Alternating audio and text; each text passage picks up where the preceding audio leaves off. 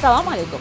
Sun'iy intellekt imkoniyatlaridan foydalanish bugun ko'pchilikka ma'lum, lekin mutaxassislarning fikriga ko'ra biz rasmlarni jonlantirish yoki tasvirlar yaratishda o'qitilgan sun'iy intellektdan foydalanyapmiz. Sun'iy intellekt modellarini sharoitga moslashtirish orqali jamiyatdagi ko'plab muammolarga yechim topish mumkin. Dasturimiz orqali yoshlarimizning ana shu yo'nalishda olib borayotgan loyihalari, startap rejalari xususida so'z yuritamiz. Bugun dunyo miqyosida ma'lumotlar bazasi bilan ishlash malakasiga ega bo'lgan mutaxassislarga nisbatan talab yuqori. Axborot texnologiyalari, sun'iy intellekt imkoniyatlaridan foydalanish bugun har bir sohada kerak. Iqtidorli yoshlarni IT imkoniyatlaridan foydalanishga keng yo'naltirish, ularning bilimlarini oshirish va maqsadli loyihalarni rivojlantirish uchun Mirzo Ulug'bek vorislari tayyorlov o'quv kursi faoliyat olib bormoqda. Mirzo Ulug'bek vorislari o'quv kursining asosiy vazifalari har xil mutaxassislikka ega. Aytaylik, zootexnik, qishloq xo'jaligi bo'yicha mutaxassis, meditsina bo'yicha pedagog va hokazo mutaxassisliklarga katta ma'lumotlarni qayta ishlash, boshqaruv qarorlarini qabul qilishni o'rgatishdan iborat. Bu ma'lumotlarni tahlil qilish va sun'iy intellekt texnologiyalari yordamida boshqaruv qarorlarini qabul qilish. Kursga, demak, davlat grantiga 60 kishi qabul qilinadi. Talabgorlar juda ko'p. O'tgan yili 18 mingdan ziyod bo'lgan. Shuning ichidan bir 4 ta 5 ta bosqichda biz eng iqtidorlilarni tanlab olamiz. Demak, inson faktori ishtirok etmaydi. Talaba onlayn hujjatni topshiradi, hujjatlar tahlil qilinadi va IQ test olinadi. Biz uni iqtidorini, demak, sun'iy intellekt yordamida belgilaymiz. Undan keyin offlayn imtihonlar boshlanadi. Bu matematika, informatika va hokazo. Umuman tanlov jarayoni tugagandan keyin talabaga o'qish davriga yaxshi notebook beriladi davlat tomonidan, bir mahal issiq ovqat beriladi va amaliyotchi o'qituvchilar dars beradi. Shu bilan birga biz ularga ingliz tilini mutaxassis darajada muloqot qilishga o'rgatamiz. Hammasi bir o'quv yilini ichida o'zini asosiy mutaxassisligidan ajralmagan holda yuz beradi.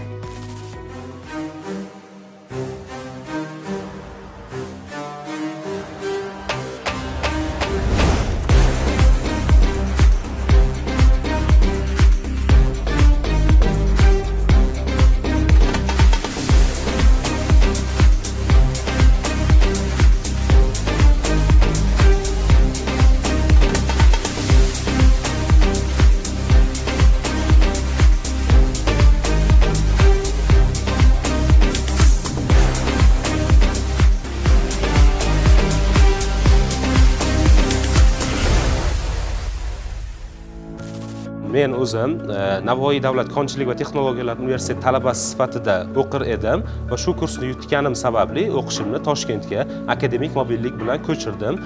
Ya'ni aytmoqchiman, O'zbekistonni istalgan nuqtasidan istalgan talaba har qanaqa sohadagi, faqat IT sohasiga aloqador emas. Bizning kursimizda masalan pedagoglar, iqtisodchilar, yuristlar o'zlarining sohasida data science ni qo'llay olishliklari uchun bizning kursimiz tashkil etilgan va hamda har oy bizga eng kam oylik ish haqining 4 baravar miqdorida rag'batlantirish mablag'lari ajratiladi. Kursimizni tamomlaganimizdan keyin bizga maxsus sertifikat beriladi, ya'ni biz o'zimizni uydan turib frilanserlik sifatida ishlay olishimiz mumkin.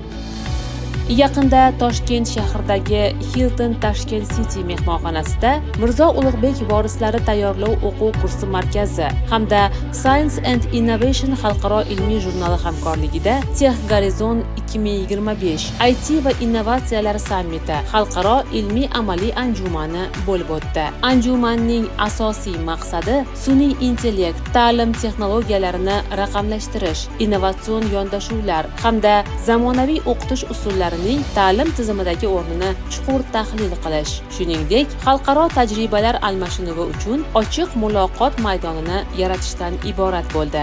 Sammit zamonaviy ta'lim va texnologiyalar kesishgan nuqtada global muammolar, istiqbolli yechimlarni muhokama qilish imkonini berdi. Bu yerda asosan hozirgi yangi texnologiyalar, jumladan butun hozir jamiyatimizga kirib kelayotgan sun'iy idrok texnologiyalari haqidagi ko'plab ilmiy ishlanmalar anjumanda yoritiladi.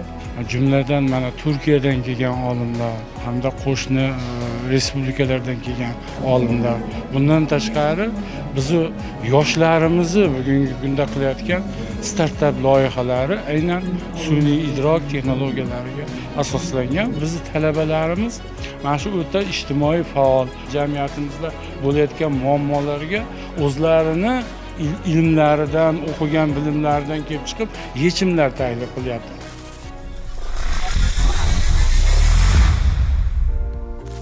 Xalqaro ilmiy amaliy konferensiyani yana bitta yengilligi bo'ldi bizning yoshlarimizga. Biz xususiy sektor vakillari bilan birgalikda Raqamli texnologiyalar vazirligi uzbekcoders.uz shu hamma biladigan 1 million o'zbek dasturchilar platformasiga biz yoshlarimiz uchun dunyo mehnat bozorida raqamlashtirish, IT, sun'iy intellekt sohasidagi bo'sh ish o'rinlarini real time vaqt rejimida ko'rsatib turadigan platformasini ishlab chiqdik.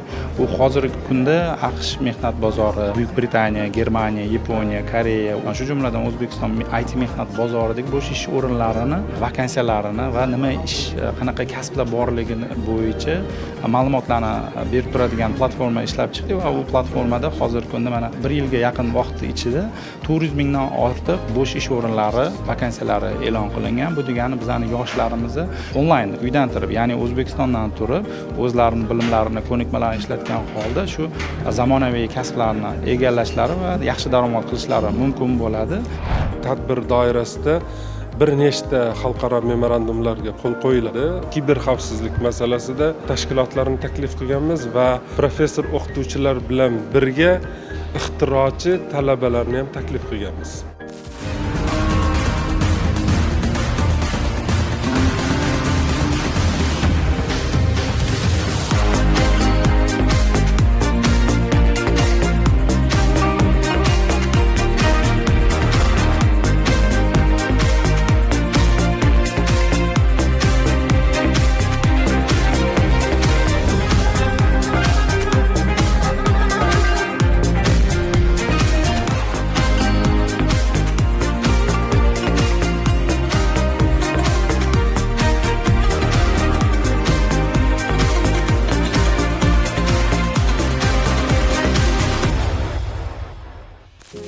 Mirzoloviy vorislar tayyorlov kursida data scientist, ya'ni ma'lumotlar olimi degan yangi kasb bo'yicha tayyorlash boshlangan. Bu respublikamizdagi analitik xodimlarni yetishib chiqarish uchun, uning rivojlantirishi, tizimlashtirish, tizimdagi muammolarni oldini olish, yaxshilash uchun o'ylaymanki juda yaxshi natija beradi. Mirzoloviy vorislari tayyorlov o'quv kursi bilan Science Innovation kompaniyasi o'rtasida hamkorlik memorandumi imzolandi. Bu memorandum orqali biz soha yuzasidan kadrlar tayyorlash, o'zaro hamkorlik, tadbirlar tashkil qilish, yoshlarga motivatsiya berish, ularni ruhlantirish, yangiliklardan xabardor qilish masalalari yuzasidan, yangi ilmiy tadqiqotlar, ilmiy yangiliklar yuzasidan o'zaro hamkorlik bo'yicha ishlarni davom ettirish yuzasidan kelishib oldik.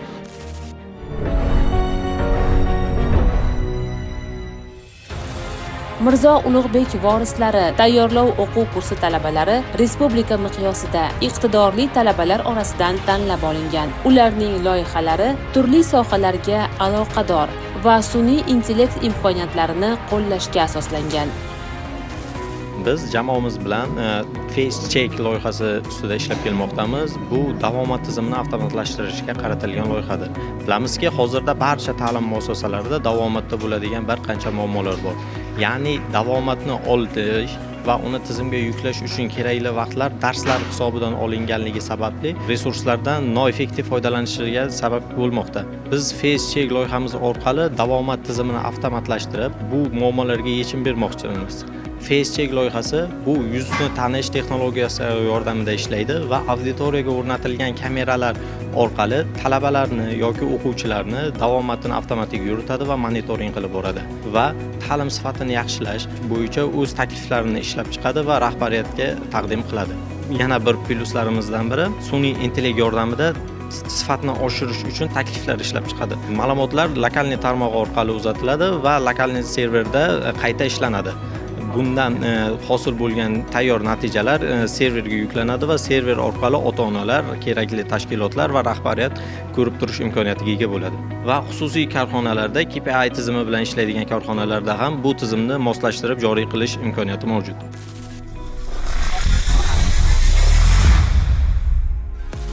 Innovate nomli jamoamiz bilan bir nechta loyihalar ustida ishlayapmiz. Bu loyihalarimizning nomi EduCheck deb nomlanadi. Bizning loyihamiz ta'limdagi sun'iy intellektni qo'llashga bog'liq bo'lib, ya'ni bilamiz turli xil ijodiy ishlar bor. Essay, diktant. Bizning loyihamizning asosiy maqsadi shu kabi ijodiy ishlarni avtomatik tekshirish hamda ularni adolatli baholashga qaratilgan. Foydalanuvchi yoki o'quvchi yoki o'qituvchi o'zining mobil qurilmasi orqali yozilgan diktantni yoki essayni rasmga oladi. Bizning sun'iy intellekt modelimiz uni raqamli holatga o'girib, yana boshqa modelimiz orqali avtomatik tekshiradi va baholaydi hamda o'qituvchi o'quvchiga aynan unda qanday grammatik, imloviy, uslubiy xatolar borligini ko'rsatib beradi. Bu o'qituvchining vaqtini tejaydi. Albatta, undan tashqari o'qituvchi yuklamalarni kamaytiradi. O'qituvchi o'zining ustida ishlashi yoki o'quvchilarga ko'proq vaqt ajratishi mumkin. Ya'ni darsda ko'proq vaqt dars o'tishda o'ziga sarflanadi.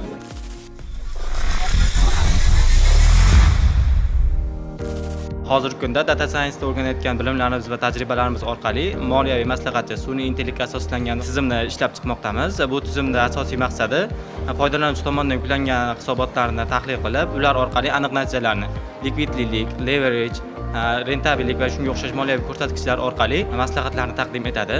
Bu platformamizni kelajakda haqiqiy professionallar bilan hamkorlik qilgan holatda yana ham integratsiya qilish rejalashtirganmiz. Bilamizki, har bir raqam bu har bir qaror degani, har bir tahlil esa yangi imkoniyatlarni ochib beradi. Bu orqali biz kichik va o'rta biznes rivoji uchun hissa qo'shishni reja qilganmiz. Moliyaviy savodxonlik, ayniqsa samarali xaridlarni amalga oshirish barchani qiziqtirishi aniq. Talabalarning loyihalaridan biri sifatli va arzon mahsulot xaridiga aloqador. Biz guruhimiz bilan bir qancha loyihalar ustida ishlamoqdamiz. Eng asosiy loyihamiz esa NeoBuy, ya'ni sun'iy intellektga asoslangan aqlli xarid yordamchisi. Bizning loyihamiz barcha do'kon va marketlardan, ya'ni kichik mahalliy do'konlardan tortib yirik supermarketlargacha mahsulot narxlarini jamlaydi. Xaridorning joylashgan o'rniga asoslanib, unga eng yaqin do'konlardagi eng arzon mahsulot narxlarini ko'rsatib beradi. Shuningdek, endi har bir do'konga alohida borish yoki ularning ilovasiga kirib mahsulot narxlarini tekshirish shart emas. Barcha narxlar bir joyda. Sun'iy intellekt yordamida algoritmimiz xaridorlarga eng mos variantlarni tavsiya etadi. Shuningdek, bizning ilovamiz orqali onlayn ilovasi mavjud bo'lmagan do'kon narxlari ham ochiqlanadi. Aksiya va chegirmalar haqidagi xabarnomalar esa ilovamizning bosh sahifasida alohida ko'rsatiladi. Intuitiv dizayn, qulay interfeys, tezkor qidiruv tizimi xarid qilish jarayonini juda ham osonlashtiradi.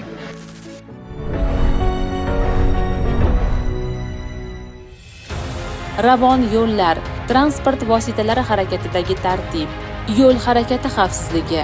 Bular kundalik turmush tarzimizda muhim sanalgan omillar hisoblanadi. Iqtidorli talabalarning bir qancha loyihalari shu yo'nalishdagi masalalarning yechimiga qaratilgan.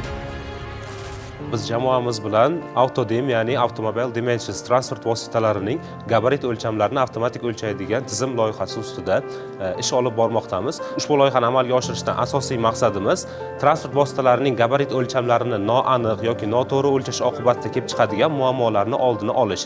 Bunday muammolarga misol qilib, masalan, ko'chadagi asfaltlarning yemirilishi. Bu albatta katta ortiqcha hajmdagi, ortiqcha vazndagi harakatlanuvchi transport vositalarini harakatlanishdan kelib chiqadigan muammolar.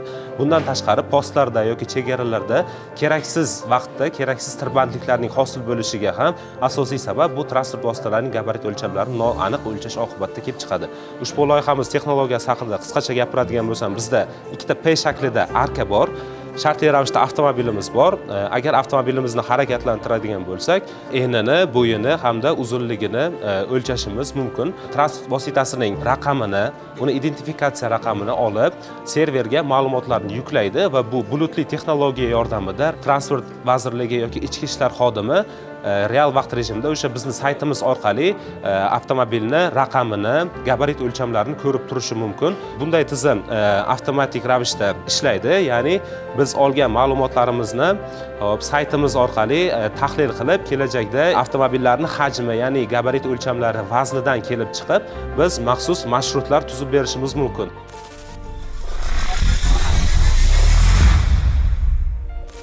2024 yil statistikasiga ko'ra 9641 ta transport hodisasi bo'lgan. Shunda 351 ta transport hodisasi uxlab qolish bilan bog'liq va 1879 ta hodisa e'tiborsizlik tufayli kelib chiqqan hodisalarga bog'liq holatda avariyalar hosil bo'lgan.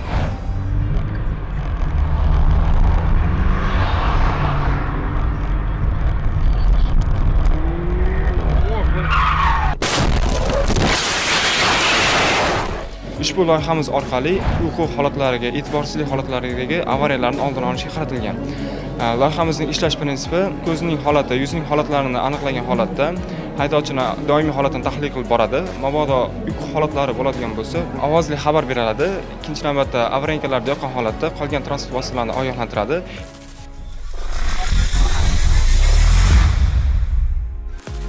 Shahar transportini optimallashtirish bo'yicha jamoamiz bilan loyiha ishlab chiqqanmiz.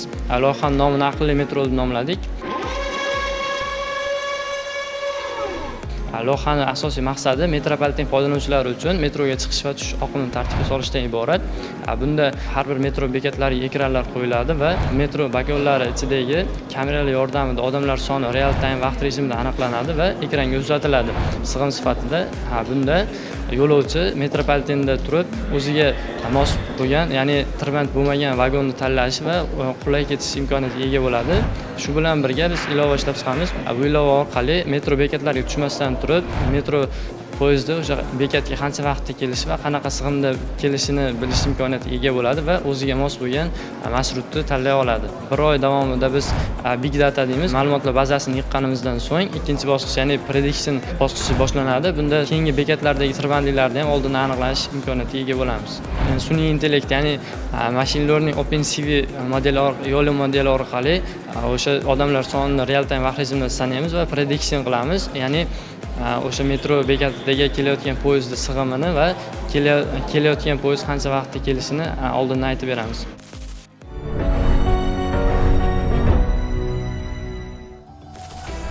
Bugungi kunda sog'liqni saqlash tizimida raqamlashtirish jarayoni jadal tus olgan. Sohada sun'iy intellekt imkoniyatlarini qo'llash tezkorlik va shaffoflikni oshiradi. Shuningdek, ortiqcha ovoragarchilikning oldini olishga xizmat qiladi.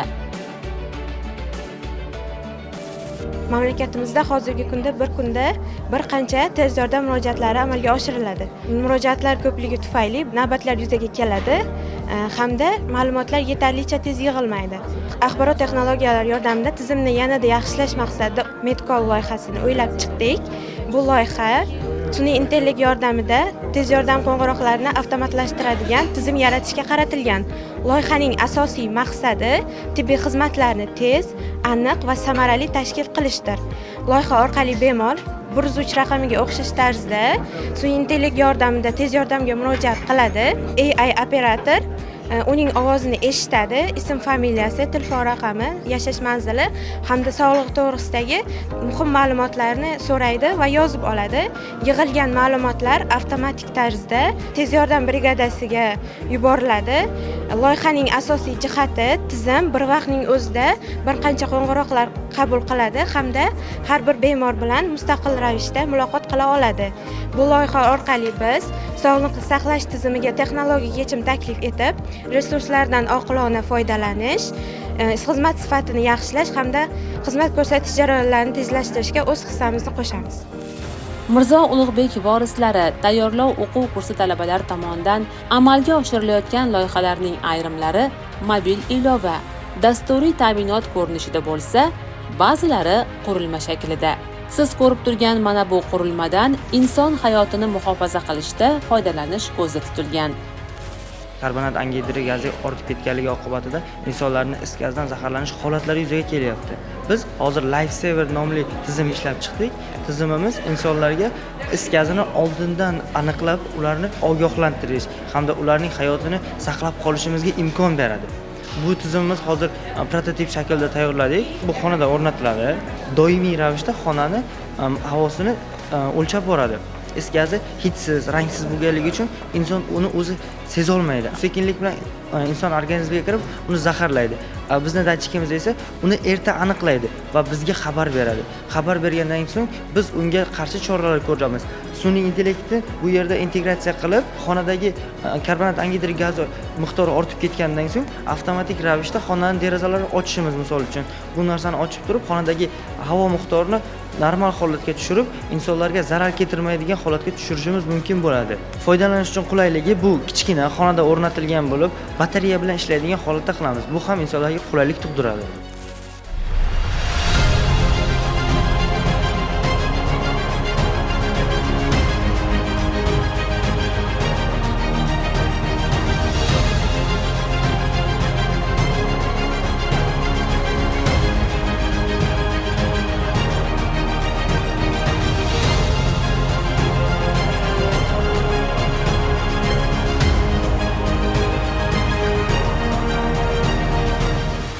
Yoshlarimizning sun'iy intellekt imkoniyatlari bilan bog'liq loyihalari juda ko'p. Ko'rsatuvimiz orqali ulardan ayrimlari xususida to'xtalib o'tdik xolos. Ushbu loyihalar tez orada amaliyotga joriy etilib, kundalik turmush tarzimizning ajralmas qismiga aylansa ajab emas. Ko'rsatuvimizning kelgusi sonida uchrashguncha xayr, salomat bo'ling.